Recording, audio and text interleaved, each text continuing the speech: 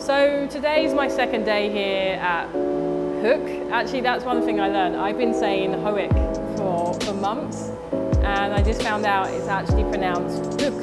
I'm feeling good, feeling excited, feeling inspired, and I've been feeling pretty good about Red Hook. I haven't spent much time here, and it's been a good couple of days here.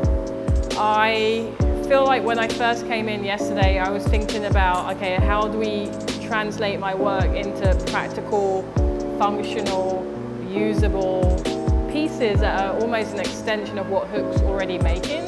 So walking in today, my head was at an open box. You know, like, let's just have a blank canvas and be creative and experimental and see where we can take that. One of the first things that we've done here is trying to take Shantell's 2D line drawings and transcribe them through the CNC. These are some examples of what we've been doing. Just really simple. We have a ball nose CNC bit, and we're just experimenting with different materials. This is a piece of wood that we dyed black, and we're also engraving into our recycled plastic, HDPE.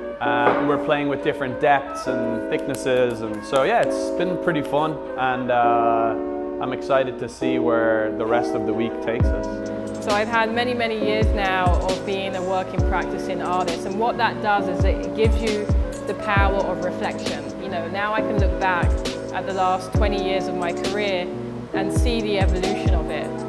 The main thing is that you don't force it, you allow the work to evolve as you grow.